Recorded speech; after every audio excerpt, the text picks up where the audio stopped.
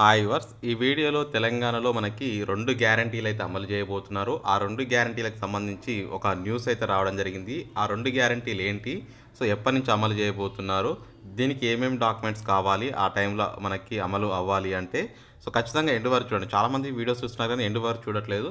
So like, subscribe, share చేయండి. ఇప్పుడు మనం పూర్తి సమాచారం కనుక చూసినట్లయితే మనకి ఫ్రీ కరెంటు లోక్సభకు ముందే రుణమాఫీకి సంబంధించి మార్గదర్శకాలు అయితే రాబోతున్నాయి. ఆల్రెడీ మన ఛానల్లో రుణమాఫీకి సంబంధించి ఒక వీడియో కూడా చేయడం జరిగింది. అంటే రుణమాఫీ ఎవరికి అర్హులవుతారు, ఎప్పటి నుంచి అవ్వబోతుంది దానికి సంబంధించి కూడా చేయడం జరిగింది. అదేవిధంగా మహిళలకి ఫ్రీ బస్సు సక్సెస్ఫుల్గా రన్ అవుతుంది.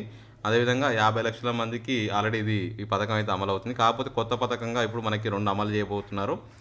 ఇంటింటికి 200 యూనిట్ల కరెంటు సంబంధించి అమలు చేయబోతున్నారు. అదేవిధంగా మనకి రూ. 2,500 సంబంధించి కూడా ఈ నెల 18 తర్వాత నుంచి వాళ్ళకి నేరుగా అకౌంట్లలో వేయడానికి ప్రయత్నం అయితే చేస్తున్నారు.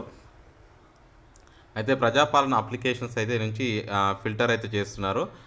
ప్రోగ్రామ్స్ ద్వారా వచ్చిన అప్లికేషన్ నుంచి స్కీమ్స్ని ఫిల్టర్ చేయనున్నారు.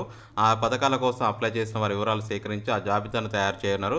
గత ప్రభుత్వ లెక్కల ప్రకారం దాదాపు 40-45 లక్షల మంది రుణమాఫీ చేయాల్సి ఉంటుంది. అయితే అధికారులు చెప్తున్నారు కానీ 2 లక్షల రుణమాఫీ కోసం స్పష్టమైన వివరాలు గుర్తించి వాళ్ళకి వేయబోతున్నారు. కాకపోతే ఇప్పుడు 200 యూనిట్ల ఫ్రీ స్కీమ్ని అమలు చేసేందుకు ప్రాసెస్ అయితే మొదలుపెట్టినట్టు తెలుస్తుంది. అయితే సర్కారు ఆదేశాలతో లబ్ధిదారుల వివరాలు, కరెంటు వినియోగం, ఇందుకు కానున్న ఖర్చు తదితర అంశాలపై ప్రస్తుతం అయితే చర్చలు అయితే చేయడం జరుగుతుంది. ఇంకా మనకి చూసుకున్నట్లయితే ఓవరాల్గా ఏదేమైనా రూ. 2,500 అదేవిధంగా 200 యూనిట్ల ఉచిత కరెంట్ అయితే సంక్రాంతి తర్వాత నుంచి కంటిన్యూస్గా ఎవరైతే అర్హులు ఉంటారో వారందరికీ వేయడం జరుగుతుంది. అంటే ఫస్ట్ ఫిల్టర్ చేస్తారన్నట్టు. అంటే ఈ పథకానికి ఎంతమంది అర్హులు ఉన్నారో ఆ ఫిల్టర్ చేస్తారు. అదేవిధంగా ఈ రైతు రుణమాఫీకి సంబంధించి మాత్రం కార్పొరేషన్ ద్వారా చేస్తామని చెప్పేసి చెప్తున్నారు.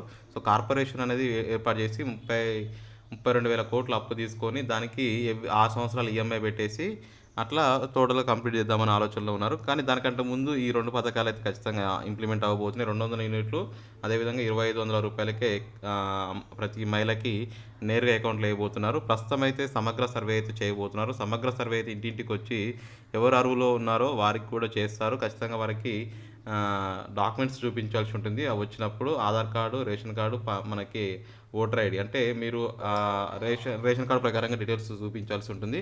ఒకవేళ తప్పులుంటే అదే సమయంలో సరిచేసి మీకు నిధులు విడుదల చేసే అవకాశం అయితే ఉంటుంది. ఇది మొత్తానికైతే న్యూస్. నచ్చితే లైక్ చేయండి, షేర్ చేయండి. Thank you for watching. Have a nice day.